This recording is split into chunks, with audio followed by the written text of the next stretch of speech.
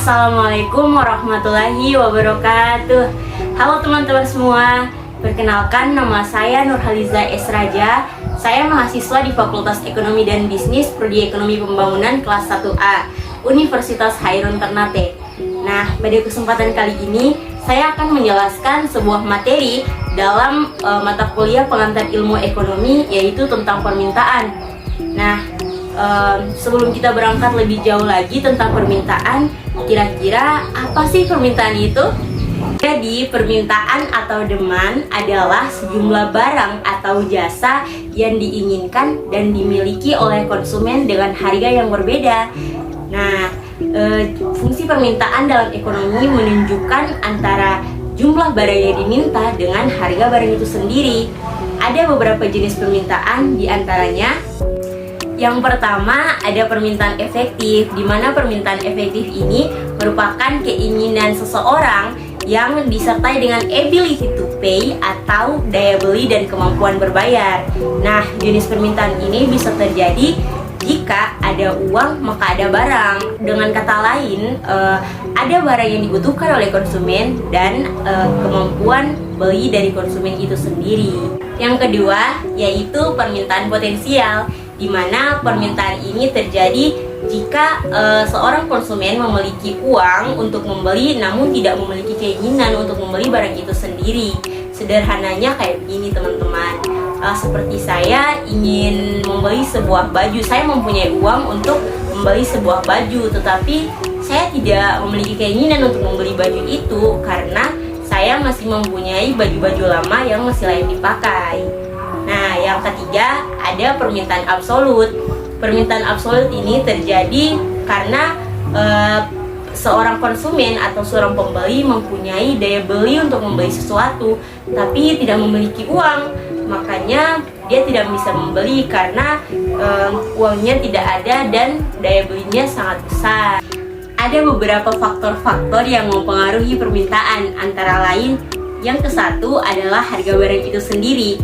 Jika harga barang naik, maka permintaan akan turun. Begitupun sebaliknya teman-teman. Jika satu harga barang turun, maka permintaan terhadap barang tersebut akan naik. Yang kedua adalah selera masyarakat. Nah, selera masyarakat ini selalu berubah-ubah dan sangat berpengaruh terhadap permintaan. Mengapa saya katakan selera konsumen ini selalu berubah-ubah? Karena konsumen selalu mengikuti sesuatu yang tren atau sesuatu yang viral di pasaran. Misalnya teman-teman, dulunya masyarakat hanya menggunakan HP Nokia sebagai alat komunikasi, tapi sekarang seiring perkembangan zaman, seiring sesuatu yang viral atau trending di pasaran, masyarakat sudah tidak lagi menggunakan HP Nokia, melainkan menggunakan HP Vivo, Oppo, Samsung, bahkan iPhone. Yang ketiga adalah ramalan atau prediksi yang akan terjadi di masa yang akan datang. Nah, hal ini biasanya terjadi pada ibu-ibu yang memang sudah jauh-jauh hari memprediksi sesuatu yang akan benar-benar terjadi. Misalnya nih teman-teman, sebelum mendekati bulan Ramadan, harga sembako itu kan akan naik teman-teman. Jadi ibu-ibu sudah membelinya terlebih dahulu sebelum bulan Ramadan atau sebelum Idul Fitri. Keempat adalah jumlah penduduk teman-teman. Nah, jumlah penduduk ini sangat berpengaruh loh terhadap tingkat permintaan, karena semakin tinggi atau semakin banyak jumlah penduduk, maka akan semakin tinggi pula permintaan. Begitupun sebaliknya teman-teman, jika satu penduduk itu semakin sedikit atau semakin berkurang, maka tingkat permintaannya juga akan rendah. 5. Harga barang lain. Permintaan terhadap suatu barang atau jasa akan mengurang jika barang tersebut mempunyai alternatif yang otomatis lebih murah daripada barang utama. Logikanya pembeli akan mengonsumsi barang yang lebih murah karena mengonsumsi barang utama pun harganya lebih mahal teman-teman. 6. Yaitu pendapatan masyarakat. Jika pendapatan masyarakat naik atau gaji yang diperoleh oleh seseorang besar, maka minat untuk membeli sesuatu pun akan besar teman-teman. Itu pun sebaliknya teman-teman, jika pendapatan seseorang itu turun, maka daya beli terhadap sesuatu pun turun, karena seorang konsumen atau seorang pembeli akan mengutamakan atau akan memprioritaskan kebutuhan daripada keinginan. Selanjutnya adalah kurva permintaan teman-teman. Nah, kurva permintaan ini adalah bentuk hubungan nyata antara harga barang dan jumlah barang yang diminta oleh masyarakat. Kurva permintaan ini biasanya menurun dari kiri atas ke kanan bawah.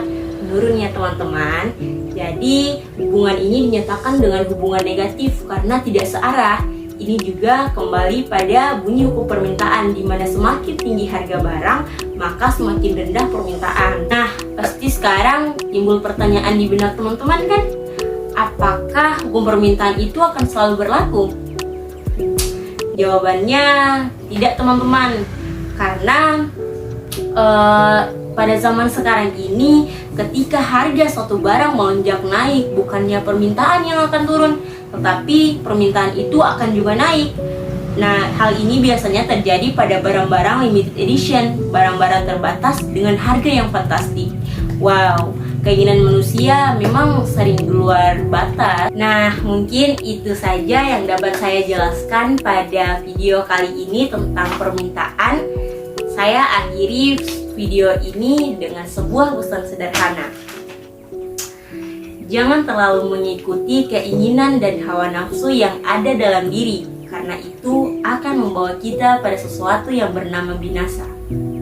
Hiduplah dengan kesederhanaan, tidak perlu mewah dan berlebihan.